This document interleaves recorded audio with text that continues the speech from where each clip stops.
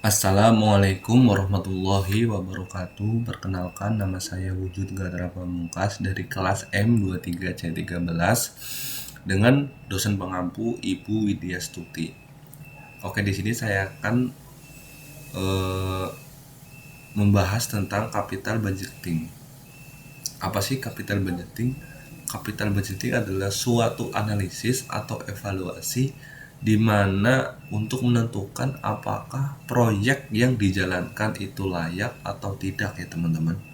Oke, kita langsung lanjut ke soalnya. Ini dari soalnya, ilustrasi proyek investasi PT Maju Lancar. Nilai investasi itu 2000, umur proyek 5 tahun, proyek dibiayai oleh modal sendiri sekitar sebesar 600 dan sisanya oleh hutang kembali dengan pembayaran kembali bunga secara anuitas. Biaya modal sendiri 30% dan biaya hutang 25% dengan pajak perseroan 35%. Investasi tersebut dialokasikan ke modal kerja sebesar 700 dan sisanya dialokasikan ke harga tetap. Dengan penyusutan angka tahun, nilai sisa 300 dengan estimasi pendapatan dan biaya tunai per kas sebagai berikut. Ini bisa kita lihat dari tabelnya dari tahun 1 sampai tahun ke-5, pendapatan dari tahun 1 sampai tahun ke-5, biaya operasi dari tahun 1 sampai tahun ke-5, teman-teman. Oke, kita langsung masuk ke pembahasannya. Di sini saya akan mencoba untuk menghitung net present value, internet rate of return, accounting rate of return, profitability index, dan payback period. Oke, di langkah pertama itu menghitung beban penyusutan harga tetap 1.300 ya kan, harga tetapnya. Jadi dari nilai investasi 2.000 ini dikurangi dengan modal kerja 700, maka menghasilkan harga tetapnya yaitu 1.300. Terus nilai sisanya itu 300 atau nilai residu. Terus kemudian yang disusutkan itu 1.000. Dari mana teman-teman? Dari harga tetap dikurangi dengan nilai sisa 300. 1.300 dikurangi 300 ditemukan, maka hasilnya 1.000 selama 5 tahun dengan metode penyusutan jumlah angka tahun. Oke. Untuk menghitung beban penyusutan, kita jumlahkan dulu angka tahunnya dari tahun 1 sampai tahun ke-5, 1, 2, 3, 4, 5. Jadi sama dengan 15. Terus kemudian teknik penghitungannya teman-teman, itu jika tahun pertama, maka teknik penghitungannya adalah 5/15. Tahun kedua 4/15. Jadi 453 ini sampai 1 ini ke bawah. Itu maksudnya jika tahun pertama, maka teknik penghitungannya dari tahun ke-5. Maksudnya angka 5-nya ini. Tahun kedua juga 4, tahun ketiga juga 3. Sampai misal kalau ini proyeknya 6 tahun, maka teknik penghitungannya tahun pertama itu 6 per ini tadi jumlah angkanya 15, ini tambah 6 kan 21, jadi 6/21. Sama teman-teman yang bawah ya kan. Terus beban penyusutannya itu hasil dari teknik penghitungannya teman-teman. Tahun pertama itu 333, tahun kedua 267 sampai bawah sampai tahun kelima, dan jumlah beban penyusutannya yaitu 1.000 teman-teman. Kemudian langkah kedua itu schedule pembayaran bunga dan angsuran. Besarnya anuitas bunga 25% per tahun itu dari soal teman-teman. Bunganya 25, kemudian pinjaman itu 1.400, yaitu dari investasi 2.000 ini dikurangi dengan modal sendiri 600, 1.400. Bunga 25 per tahun dan pinjaman 1.400, maka nanti ketemunya adalah anuitas teman-teman. Dan kita masuk dulu ke rumus anuitas teman-teman. Oke, rumusnya ialah M dikali I bagi 1 kurangi 1 dibagi 1 tambah I pangkat N.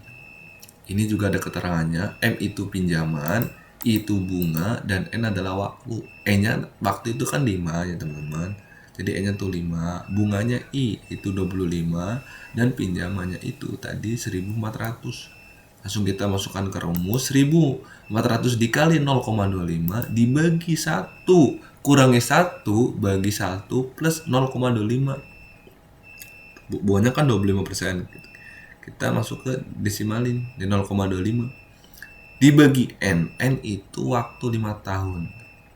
Kemudian kita kalikan, kita hitung 1.400 kali 0,25 350 dibagi 1 kurangi 1 per 1 plus 0,25 pangkat 5 ketemunya 0,67232. 350 ini dibagi 0,67232 menghasilkan 585. Di sini saya bulatkan jadi 521 teman-teman. Kemudian kita masukkan ke tabel pinjaman tahun ke-1 pinjamannya itu 1.400. Kemudian anuitasnya tadi 521. Kalau anuitas itu sama teman-teman dari tahun 1 sampai tahun ke-5. Kemudian bunganya ini dari pinjaman ini 1.400 dikali dengan bunganya 0,25 ketemunya 350. Dan teman-teman, kemudian angsurannya itu dari anuitas ini dikurangi dengan bunganya. 521 dikurangi bunga 25%, 350 menghasilkan 171. Itu angsuran tahun pertama. Kemudian pinjaman tahun kedua itu dari 1.400 ini tahun pertama dikurangi dengan angsurannya 171 menghasilkan 1.229. Ini juga sama 234 tahun ketiga, tahun 4, tahun kelima. Terus untuk bunganya juga penghitungannya sama. Dari pinjaman ini, misal ini tahun kedua pinjaman 1.229 dikali 0,25 menghasilkan bunga di tahun kedua. Angsurnya juga sama. Anuitas tahun kedua dikurangi dengan bunga 25% tahun kedua jadi 214. Ini sama semua takdirnya. Ya, di sini kesimpulannya itu pinjaman tahun ke-1 itu harus sama dengan jumlah angsuran 1.400. Dan di sini di angsuran kelima, di sini rumusnya saya di min 3 karena pembulatan pembayaran bunga. Jadinya sama 1.400 Jika kalian masih bingung atau masih bingung cara menghitungnya kan, kalian bisa lihat di atasnya teman-teman, di rumusnya ini ada rumusnya tuh. Nih, ada rumusnya. Ya kan? Rumusnya juga ada rumusnya bagi kan. Kalian nanti tinggal lihat aja. Jadi kalian jika nonton video ini nanti kalian pause aja, terus kalian ada rumusnya ini di atas, teman-teman. Oke, kita langsung lanjut ke langkah ketiga, yaitu menghitung arus kas bersih. Di sini sudah ada labelnya teman-teman, sudah ada tabelnya teman-teman. Oke, yang pertama pendapatan itu sama seperti soalnya tahun ke-1 2.700 sampai tahun kelima yaitu 2.900. Kemudian HPP-nya tadi nggak ada ya teman-teman, HPP-nya nggak ada. Kemudian gross fit-nya, gross fit itu dari pendapatan dikurangi dengan HPP teman-teman. Ini kan nggak ada HPP-nya, langsung kita turunin saja nilainya. Kemudian biaya operasi per kas itu sama seperti soalnya, biaya operasi tahun 1 sampai tahun kelima. Kemudian EBIT-nya itu dari gross fit ini dikurangi dengan biaya operasi per kas. Tadi kan tahun ke-1 gross fit-nya 2.700 dikurangi dengan biaya operasi per kasnya 1.700 menghasilkan 1.000. Ini juga sama. Dan kan juga jangan lupa kalian juga bisa lihat dari rumusnya ini sama ya kan. Juga sama juga. Caranya juga sama tahun 1 sampai tahun kelima sama. Kemudian kita masuk ke depresiasi. Depresiasi itu maksudnya adalah beban penyusutan yang sudah tadi kita hitung sama-sama teman-teman. Dari tahun 1 sampai tahun kelima, beban penyusutan. Kemudian EBIT-nya itu dari tadi EBIT-nya ini dikurangi dengan depresiasi teman-teman. 1.000 dikurangi 333 menghasilkan 667. Ini juga sama. Ini juga sama. Dari tahun 1 sampai tahun kelima sama. Terus bunganya tadi kan kita sudah hitung dari tahun 1 350 ini, kita tinggal masukkan saja. Kemudian EBT-nya itu dari EBTI-nya ini 667 ini dikurangi dengan 350. Ya, ketemunya 317 teman-teman. Ini juga sama, tahun kedua, tahun ketiga, tahun keempat, tahun kelima sama. Kemudian lanjut ke tax 35. Itu dari soalnya tadi tax 35. Itu dari EBT-nya ini 317 dikali dengan tax 35% atau 0,35, ketemunya 111. Ini juga sama. Ya, ini juga sama semua. Terus earning after tax itu maksudnya adalah pendapatan setelah pajak. Tahun ke-1 pendapatan setelah pajak itu dari EBT-nya ini 317 dikurangi dengan tax 35% menghasilkan 206. Ini juga sama, tahun kedua, tahun ketiga, tahun keempat, tahun kelima sama. Kemudian kita ke net cash inflow. Net cash inflow itu caranya adalah EBT-nya ini ya 667 ini ya dikali 1 dikurang 35 taksnya ini, terus ditambah dengan depresiasinya teman-teman, menghasilkan 676. Ini juga sama, tahun kedua, tahun ketiga, tahun keempat, tahun kelima. Dan kita masuk ke kesimpulannya, yaitu total net cash flow atau NCF ya. Dari tahun 1 sampai tahun keempat itu sama, karena di tahun 1 sampai tahun keempat itu nggak ada nilai sisa harga tetap dan juga modal kerja akhir pajak. Dan di tahun kelima itu ada teman-teman. Dari mana? Iya, dari soalnya. Jadi soalnya kan nilai sisanya 300 kita masukkan. Kemudian modal kerja akhir kontrak 700. Ya dari soalnya juga modal kerja 700 kita masukkan. Jadi tahun kelima total net cash flow-nya atau NCF-nya itu 1738. Oke. Jika kalian masih bingung dengan apa yang saya sampaikan, mungkin karena kecepatan atau gimana, kalian bisa dipausin bagian mana yang kalian masih bingung, atau enggak kalian komen di bawah ini, silakan. Atau mungkin biar cepet, kalian bisa follow IG saya di Wujud Gatra 33 teman-teman. Nanti saya akan balas DM kalian teman-teman. Oke, kita lanjut ke langkah keempat, yaitu menghitung biaya modal. Biaya modal di sini atau K sama dengan KB. Di sini ada rumusnya teman-teman, KB TBV. Nah, di sini ada keterangannya. KB itu biaya bunga, T itu pajak, B pinjaman, V modal, KS itu biaya modal, S modal sendiri, V itu modal. Kita masukkan ke rumus. KB ya kan, KB ini 0,25 biaya bunganya ya kan, dikali 1 kurangi T itu pajak ya teman-teman ya kan. Pajaknya tadi adalah tax 35% ya kan, dikali 0,7 ini dari pinjaman dikurangi dengan modal teman-teman ya kan. Pinjamannya tadi kan sisa utangnya, ini maksudnya itu 1400 dibagi dengan 2000, ketemunya 0,7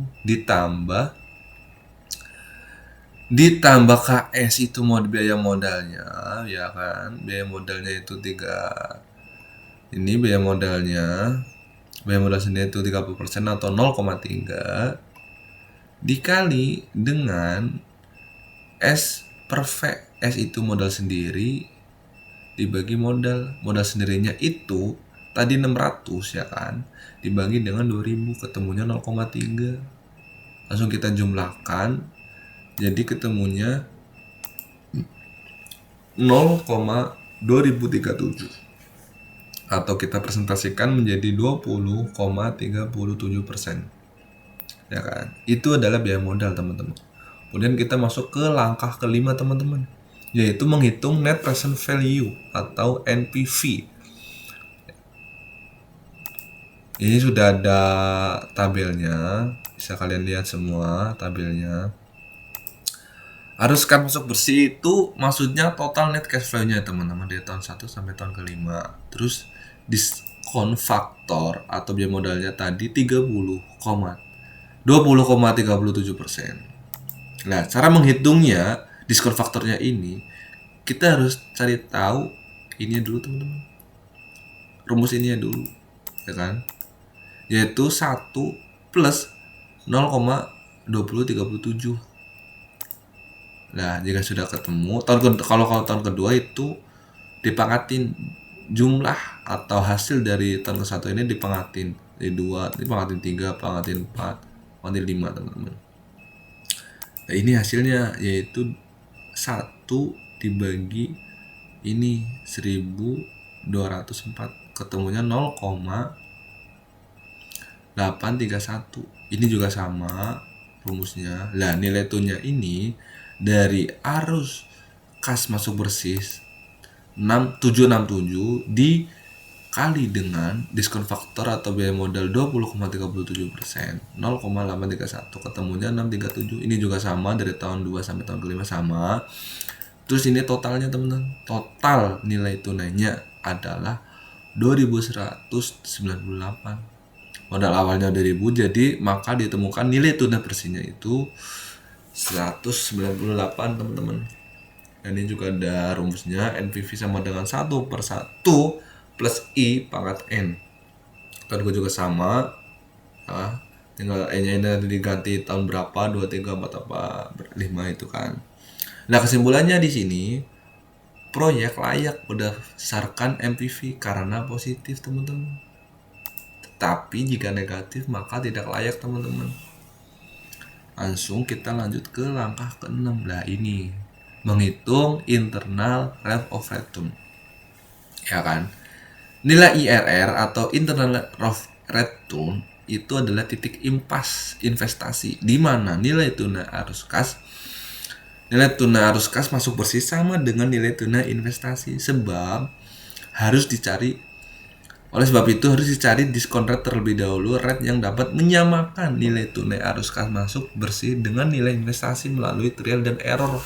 Nah, jadi cara menghitung internal rate of return ini, IRR ini, kalian harus melalui dengan trial dan error. Maksud dari trial dan error ini adalah kalian harus mencoba-coba di angka berapa, di diskon rate berapa nanti agar hasil NPV-nya itu negatif teman-teman. Nah, di sini saya melakukan trial di angka diskon rate 30% teman-teman.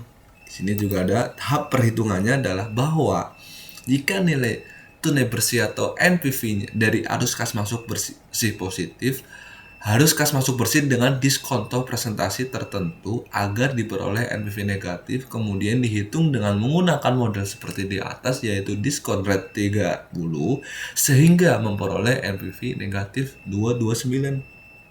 Ya teman-teman, nilai tunai arus kas bersih dengan diskon rate yang mempunyai nilai NPV positif dibandingkan dengan nilai tunai arus kas bersih yang mempunyai NPV negatif, hasilnya sebagai penyebut dalam menghitung IRR. Kita langsung masuk ke tabelnya teman-teman. Di sini arus kas masuk bersih dari tahun 1 sampai tahun kelima itu dari yang di atas ya kan, total net cash flow-nya kita masukkan saja ke bawah.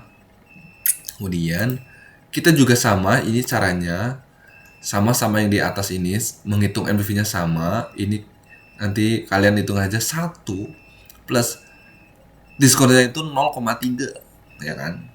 Itu tahun ke-1. Nah, tahun keduanya itu hasil dari tahun ke-1 ini dipangkatin 2. Tahun ketiga juga dipangkatin 3. Pangkatin 4, pangkatin 5 teman-teman.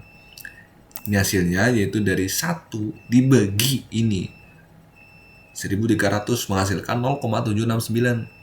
Di tahun kedua, tahun ketiga juga sama sampai tahun kelima, dan nilai tunai juga sama seperti atas total. Sarannya dari arus kas masuk bersih ini dikali dengan biaya modal yaitu diskon faktor atau biaya modal yaitu 30% teman-teman. Maaf ini saya ganti dulu 30%. Nah, ini menghasilkan gini teman-teman, ya kan?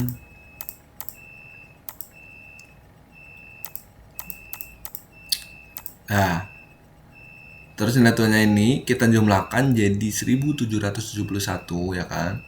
Terus modal awalnya 2000 ini ya kan. Jadi 1771 ini dikurangi dengan modal awal 2000 teman-teman.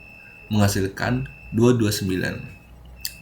Ya kan. Terus kemudian kita menghitung selisih diskon rate-nya teman-teman. Langsung kita buatkan tabel seperti ini saja. 2037 itu dari biaya modal yang pertama tadi ini ya kan, biaya modal yang pertama. Kemudian 30 ini dari tadi kita melakukan trial 30%. Kemudian kita ke NPV rendahnya itu 2198 itu dari yang pertama itu total nilai kas bersihnya ya kan. Ini juga sama yang di atas.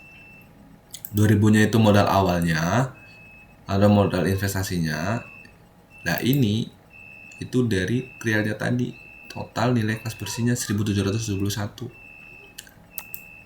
Yang bawah ini yaitu dari 2198 ini dikurangi dengan 2000, ini juga sama. 2198 ini dikurangi dengan 1771 menghasilkan 437. Nah, 963 ini itu selisih dari 20,37% ini ya sama dengan 30% selisih di 963. Terus kita masukkan ke rumusnya yaitu 20,37% ditambah 198 ya kan dibagi 427 maaf. Lah dikali dengan selisih diskon rate-nya yaitu 9,63%. Hasilnya 24,84%. Ya teman-teman. Kemudian kita lanjut ke angka ketujuh yaitu menghitung profitability index. Caranya yaitu nilai aliran kas masuk dibagi dengan nilai investasi. Dan ini syaratnya jika profitability indexnya atau PI ini di atas angka 1, maka investasi tersebut dapat dijalankan atau layak. Tetapi jika profitability indeksnya ini kurang dari 1, maka investasi tersebut tidak dapat dijalankan atau tidak layak. Jadi tidak usah. Oke, langsung kita hitung saja profitability indexnya ini, PI ini ya kan teman-teman. Ini dari total net cash flow-nya ini ya kan. Kita jumlahkan saja dari tahun 1 sampai tahun ke-5 teman-teman. Totalnya 3950 dibagi total investasinya itu nilai investasinya 2000, hasilnya 1,975. Kesimpulannya investasi ini layak ya kan, karena tadi apa, jika di atas 1 ini maka layak dijalankan. Oke, kita lanjut ke langkah ke-8 yaitu menghitung accounting rate of return. Accounting rate of return atau ARR adalah suatu metode analisis yang mengukur besarnya tingkat keuntungan dari suatu investasi. Cara menghitung ARR ini sendiri adalah pendapatan bersih investasi dibagi dengan biaya investasi ya teman-teman. Tadi pendapatannya ini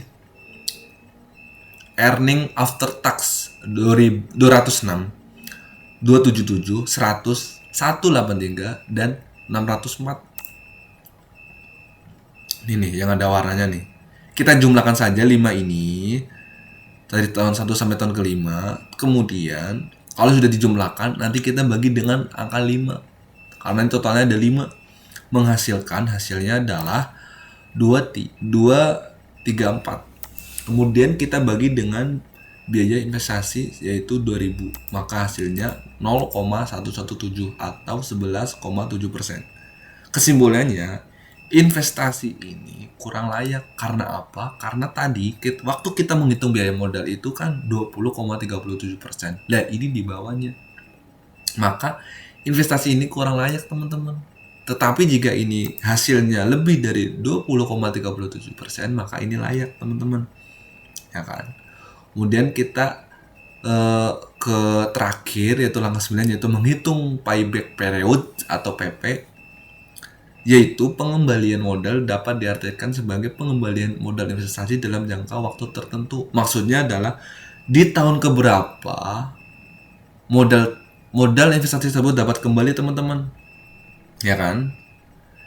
Nah, cara menghitungnya adalah sama kayak tadi. yaitu total net cash flow-nya investasinya ini kita hitung teman-teman dari tahun 1 sampai tahun ke-5. Kemudian di tahun keberapa, ya kan? Di tahun keberapa modal investasi tersebut dapat kembali, ya kan? Langsung kita hitung saja teman-teman, ya kan? Dari tadi yang total net cash flow-nya, ya kan? Di tahun pertama 676, 767 ditambah 743 ditambah 265 tahun ketiga ini kan, ditambah 437. Nah, ini tahun 1 sampai tahun keempat kita jumlahkan dulu ada berapa biar tahu, biar lebih gampang. Kita jumlahkan jadi 2212 teman-teman, ya kan. Nah, jadi kurang lebih di angka 4 tahun teman-teman, di tahun keempat teman-teman.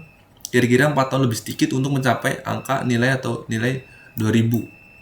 Jadi kesimpulannya dari payback periode ini atau dari semua ini, kesimpulannya kurang lebih jadi gini. Jika manajemen menginginkan payback periode selama 3 tahun, maka proyek tersebut tidak layak. Tapi jika manajemen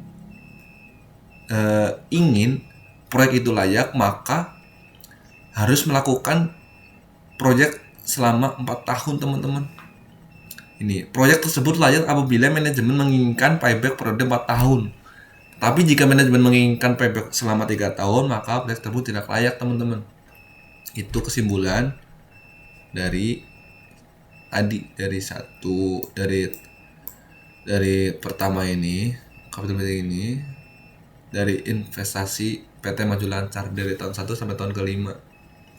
Ya kurang lebih seperti itu cara menghitung dari tadi net present value, internet rate of return, accounting rate of return, profitability index, dan payback periode. Kurang lebih seperti itu teman-teman.